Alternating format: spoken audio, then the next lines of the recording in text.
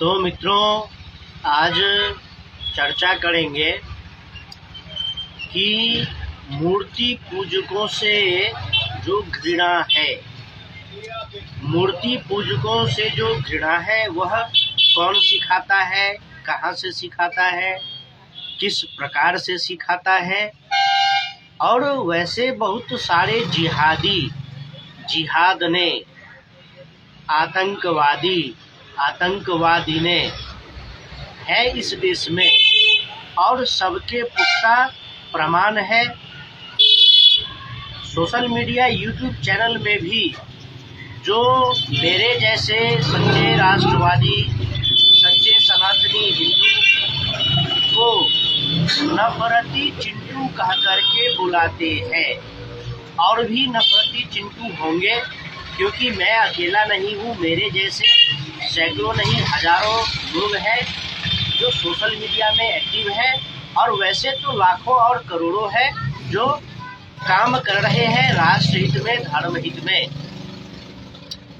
तो जब कहा जाता है कि कोई नफरती चिंटू है, कोई हिंदूवादी संगठन है या कोई ऐसा राजनीतिक दल है जिसके बारे में कहा जाता है कि वह नफरत की राजनीति करते हैं, सांप्रदायिकरण की राजनीति करते हैं, तो कुरान में साफ साफ और स्पष्ट शब्दों में लिखा गया है कि जो मुशरिक होता है, मूर्ति पूजा होता है, वह मुसलमानों के लिए हराम है, वह एक घृणित कार्य है और उसको शिर्क कहा जाता है, और शिर्क की सजा भी लगभग मृत्युदंड ही होता है।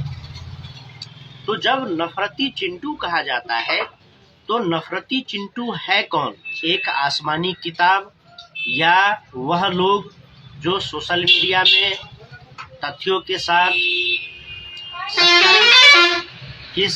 तथ्यों के साथ और उसमें तर्क करने की कोई आवश्यकता ही नहीं है, क्योंकि जाकिर नाइक ने भी कई बार इस बात को कह चुका है। जब नुपुर शर्मा ने कहा था कि कुरान में साफ साफ लिखा है काफिरों का कत्ल वाजिब है, किया ही जाना चाहिए, तो जाकिर नाइक का एक वीडियो आया था, उसमें वह कहा था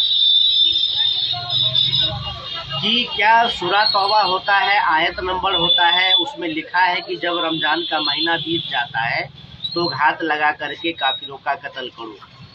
तो वह जो जिहादने हैं, कभी कभी तो हम लोग उस सबको हरामखोर भी कहते हैं, हरामजादी भी कहते हैं, क्योंकि बहुत सारे आतंकवादी घटनाओं के बाद चलो कम से कम मानवता पर तो उसका लाइन आता है, मानवता पर तो उसका लाइन आता है कि मानवता का खून बहा। अब मानवता का खून उमर ने बहाया, मुजम्मिल ने बहाया, ये कहने में उसको बीमारी हो जाती है, उसको पता नहीं क्या हो जाता है।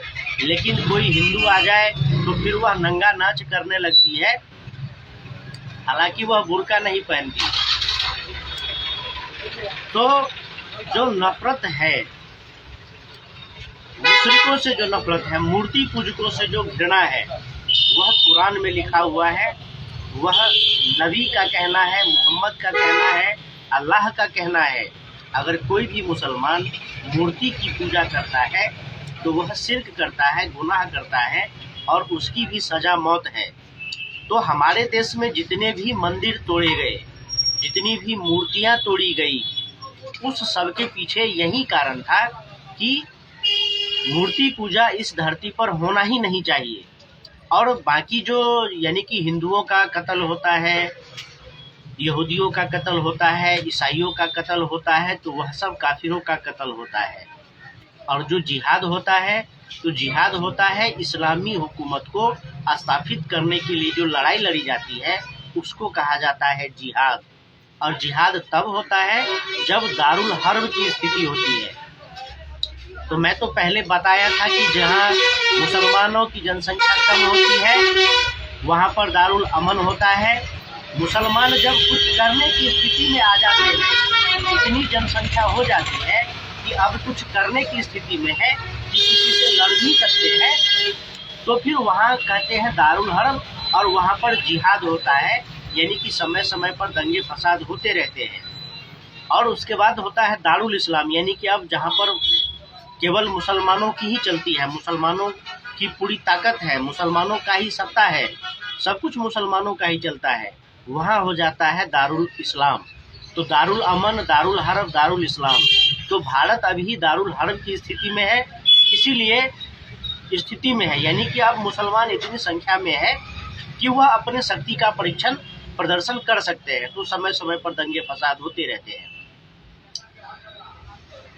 आखिर सोमनाथ का मंदिर विध्वंस क्यों किया गया? अयोध्या में राम मंदिर विध्वंस क्यों किया गया?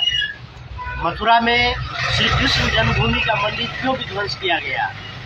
जो आदि विश्वेश्वर स्वयंभू शिवलिंग है काशी में, जो अभी ज्ञानवापी में है, जिसके ऊपर मस्जिद बना हुआ है, कहा जाता है ज्ञानवापी मस्जिद, लेकिन ज्ञानवापी और मस्जिद तो यह दोनों तो स्वयं में सबसे पहले विरोधाभासी है, क्योंकि ज्ञानवापी न कोई उर्दू शब्द है, न कोई अरबी शब्द है, न कोई इस्लामिक शब्द है। मस्जिद इस्लामिक है, यह सबको स्पष्ट है। तो यह सब मंदिर क्यों तोड़ा जाता था? तो सभी इस्लामिक आक्रांताओं का एक ही उद्देश्य होता था कि काफिरों को ख़त्म करना है, यानी कि हिंदुओं को ख़त्म करना है, और मुशरिकों को ख़त्म करना है, मूर्तियों को ख़त्म करना है। इसीलिए मंदिर तोड़े जाते थे, और उसी में काफिरों का अपमान करने के लिए, उसको नीचा दिखाने के लिए, इस्लामी हुकूमत, इस्लामी ताकत का प्रदर्शन करने के लिए सारे मंदिर तोड़े जाते थे, सारे नरसंहार होते थे, जो आज भी हो रहे हैं, जो आतंकवाद के रूप में होता है। आतंकवाद, और कोई कहता है इस्लामिक आतंकवाद, कोई ये आतंकवाद, कोई वो आतंकवाद। सीधे सीधे अगर केवल आतंकवाद कह देते हैं तो लोगों को पता चल जाता है कि वह मजहब वाला और आसमानी किताब वाला ही आतंकवादी होता है। इसके लिए किसी सर्टिफिकेट की आवश्यकता नहीं है, कोई मोहर की आवश्यकता नहीं है, और नहीं किसी से गवाही की आवश्यकता है। सबको पता है कि दुनिया भर के देशों में 100 से ऊपर आतंकवादी संगठन चलते हैं, सब इस्लाम और मोहम्मद के नाम पर चलते हैं। ये कोई जिहादन पत्रकार इस पर कभी चर्चा नहीं करेगी। इतने सारे अभी हाल फिलहाल में व्हाइट हाउस के आगे आतंकवादी हमला हुआ है। तो जो भारत की जो नफरती क्या कहे, वे इतने घटिया होते हैं, वो इतने घटिया होते हैं, उनकी मानसिकता इतनी विकृत होती है कि ऊपर ऊपर से उनका जो भी हो, भीतर से वही सारे आस्तीन के सांप है, वही विष उसके अंदर भरा हुआ है, और 2 मिनट भी नहीं लगता है उनको मानवतावादी से आईएस की मानसिकता में आने के लिए, क्योंकि जो उनका मानवतावादी उपागम होता है वह केवल एक दिखावा होता है, वह केवल एक अलतकैया होता है। अलतकैया होता है कि चूंकि रहना है, साथ में रहना है, तो सबसे हंसो, सबसे बोलो, सारे कार्य व्यवहार करो, लेकिन भीतर में जो जिहाद छिपा है, भीतर का जो आतंकवाद है, उसको जिंदा रखो कि कभी भी आवश्यकता पड़ सकती है, कभी भी जिहाद करना पड़ सकता है। तो ऐसी महिलाएं बहुत है भारत देश में, और हम लोग कितना बार नाम ले चुके हैं, चैनल का नाम ले चुके हैं। अब कहने सुनने की आवश्यकता नहीं है, अब हम लोग जिहादने कह देते हैं तो लोग समझ जाते हैं कि किसके बारे में कहा जा रहा है, क्यों, कहाँ, कब, कैसे कहा जा रहा है। तो हम मूर्ति की पूजा करते हैं, हम देवी देवताओं की पूजा करते हैं। इसके लिए अगर कोई हमारा गला काटने के लिए आता है, इसके लिए कोई बम फोड़ने के लिए आता है, कोई बलवा, दंगा, जिहाद, कुछ भी आतंकवादी घटनाएं करता है, तो इसमें हमारी गलती कुछ नहीं है। हमारी गलती बस इतना है कि कोई हमें काटने के लिए आता है तो हम उसको प्रत्युत्तर नहीं दे पाते हैं, और प्रत्युत्तर दे पाते हैं तो फिर हमें नफरती कहा जाता है, क्योंकि हम हिंदू हैं, हम मुशरिक यानी कि हम मूर्ति पूजक हैं। अपने ही देश भारत में, अपने ही जमीन भारत में जब मुशरिक होने के कारण कोई हमारा गला काटने के लिए आता है, तो फिर आत्मरक्षा का अधिकार हमें है, बोलने का अधिकार हमें है, सब कुछ का अधिकार हमें है। बस उन हरामखोरों को कोई कुछ कहने वाला नहीं है, समझाने वाला नहीं है। ये दलियाँ जो यूट्यूब में पत्रकार बन के बैठी है, बहुत सारी दलियाँ हैं जो आतंकवादियों का नाम तक नहीं जानती, संगठन तक नहीं जानती, क्या घटना हुआ वहाँ तक नहीं जानती, लेकिन आरएसएस जेएनयू में आ गया है, एबीवीपी जेएनयू में आ गया है, फलाने राज्य में बीजेपी की सरकार बन गई है, उन हरामजादियों को अच्छी तरीके से पता होता है। लाल किला पर आतंकवादी घटना हुआ, उसमें उमर है, मुजम्मिल है, शाहीन है, यह सब उसके जुबान पर नहीं आता। लेकिन अगर उसमें कोई हिंदू अगर पकड़ा जाता तो वह हिंदुओं का नाम दिन में 100 बार लेती और चीख चीख करके, चिल्ला चिल्ला करके लेती। तो ऐसे जो क्या कहें उसको, नमक हराम, ऐसे जो नमक हराम है इस देश में, उसको चिन्हित करने की आवश्यकता है। धीरे धीरे ही सही, अतीक अहमद हो, मुख्तार अंसारी हो, तौकीर रजा हो, और आगे बहुत सारे मदनी हैं, बहुत सारे अरफा खानम हैं, इन सबको भी भीतर डालने की आवश्यकता है और इन सबों पर भी बुलडोजर कार्रवाई करने की आवश्यकता है। क्योंकि यह जो हरामजादियाँ होती हैं, यह कभी सेक्युलरिज्म कार लेकर के, कभी संविधान कार लेकर के, कभी कानून कार लेकर के, कभी जो इनके भाई भतीजा जो आतंकवादी हैं, इनके जो भाई भतीजे हैं जैसे मोहम्मद, इनके जो भाई भतीजे हैं हिजबुल मुजाहिदीन, इनके जो भाई भतीजे हैं ISIS, और ये मानवता का खून बहा है। क्या अमर का खून है, क्या अली का खून है, यह सब तुम्हारा चोटागिरी सबको पता है, यह सब तुम्हारा दोगलई सबको पता है। और कभी गिरेबान में झांक कर देखो, और तुम गिरेबान में झांक कर क्यों देखो? तुम आतंकवादी हो और एक आतंकवादी दूसरे आतंकवादी का साथ देता है, सहयोग करता है, समर्थन करता है। तुमको भगवा आतंकवाद का थ्योरी मिल जाए तब तो तुम उल्टे पांव नाचने लगोगे, लेकिन तुमको इस्लामिक आतंकवाद के बारे में कुछ पता ही नहीं है, क्योंकि कुछ पता करना ही नहीं है। क्यों? क्योंकि सारे तुम्हारे भाई भतीजा हैं। तो सारे मुसलमान एक जैसे नहीं होते, आतंकवाद का कोई धर्म नहीं होता है। अभी चूतियों, किसको चूतिया बना रहे हो?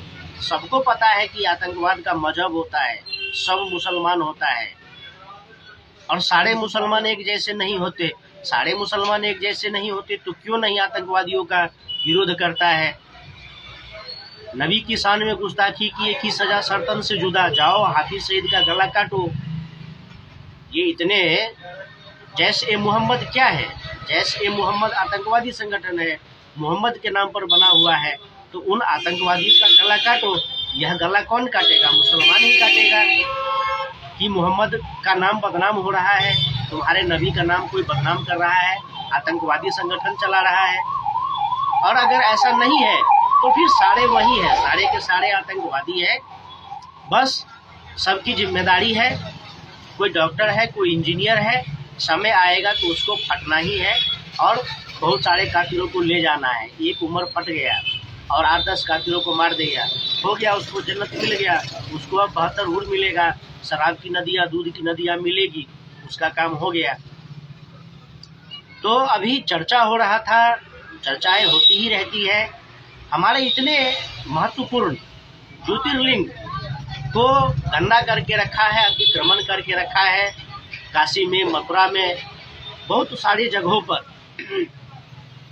और कहा जाता है लोकतांत्रिक तरीके से कोई यहाँ पर बम फोड़ता है, गोलियां चलाता है, दंगा फसाद करता है, अपना बात मनवा लेता है।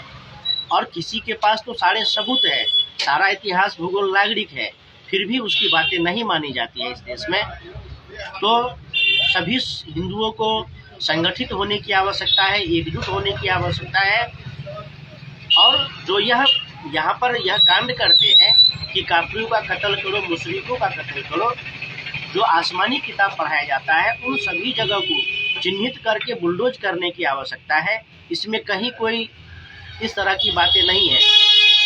अब जो आतंकवादी है वो आतंकवादियों का सहयोग समर्थन करेंगे, इसलिए आवश्यकता है कि जो हिंदू है वह हिंदुओं का सहयोग करे, वो अपने भारत राष्ट्र और सनातन हिंदू धर्म की चिंता करे, नहीं तो दीमक की तरह खाने वाले की कमी नहीं है इस देश में।